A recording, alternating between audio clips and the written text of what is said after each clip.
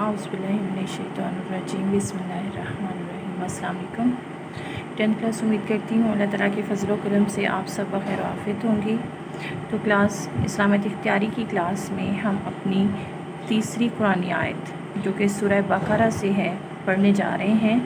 تو ہماری آج کی آیات ہیں لیس البر ان تولوا لیس البر ان تولوا وجوہکم قبل المشرق والمغرب ولکن البر من آمن باللہ والیوم الآخر والملائکۃ والکتاب والنبیین وآتى المال علی حبہ ذوی القربى والیتامى والمساکین وابن السبیل والسائلین وفی الرقاب۔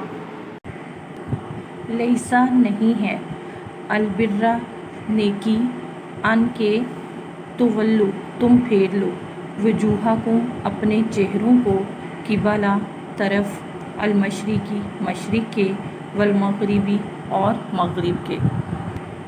ساری نیکی یہ نہیں کہ تم اپنے چہرے مشرق یا مغرب کی طرف پھیر لو، اور لکنہ لیکن، البر نیکی، من کے، آمنہ ایمان لائے، باللہ اللہ پر، و یوم الآخر اور آخرت کے دن پر، والملائکۃ فرشتوں پر، الکتابی کتابوں پر، والنبیین اور نبیوں پر۔ بلکہ ساری نیکی اس نے کمائی جو اللہ پر، قیامت پر، فرشتوں پر، کتابوں پر اور نبیوں پر ایمان لایا۔ اور آتا دیا، المال مال، علی پر، حبہ محبت میں، ذوی القربى رشتہ داروں کو، والیتامى اور یتیموں کو، والمساکین اور مسکینوں کو، وابن السبیل اور مسافروں کو، والسائلین اور سوال کرنے والوں کو، اور فی الرقاب گردنیں چھڑانے والوں کو، مراد غلامی یا قرض سے گردنیں چھڑانے والے۔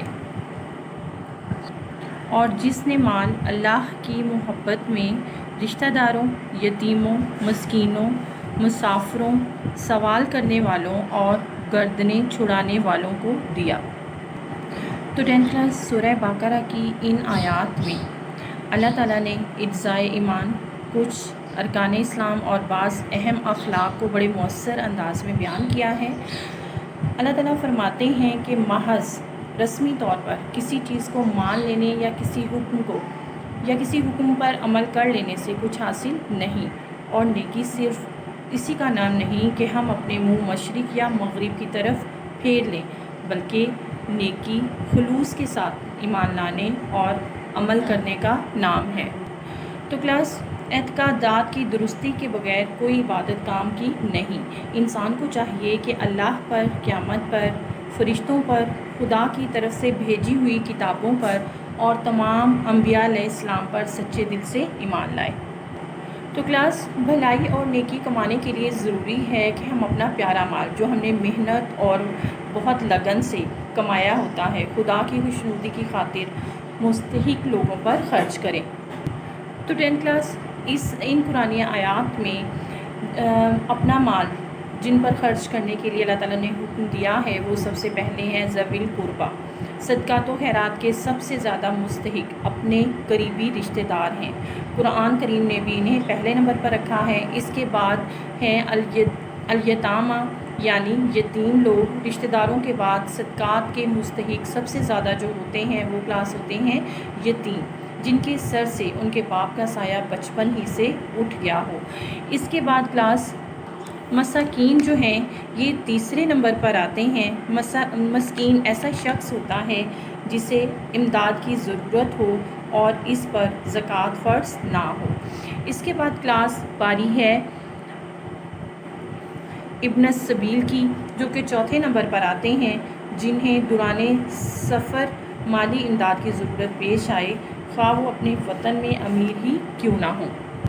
تو 10th کلاس 5ویں نمبر پر باری آتی ہے السائلین۔ السائلین جو مالی امداد کے خواہاں ہوں اور محتاجی نے انہیں سوال کرنے پر مجبور کر دیا ہو، ایسے سائلوں کی امداد کرنا ثواب کا کام ہے اور انہیں سختی سے جواب دینے کی ممانعت ہے۔ قرآن کریم میں ایسے سائلوں کے لیے آیا ہے، مانگنے والوں کو مت جھڑکیے، بلکہ کوشش یہ ہونی چاہیے کہ ایسے لوگوں کی مدد کی جائے جو محتاجی کے باوجود کسی کے سامنے دستے سوال دراز نہیں کرتے۔ ان کے چہرے احتیاج اور تنگی کو ظاہر کرتے ہیں۔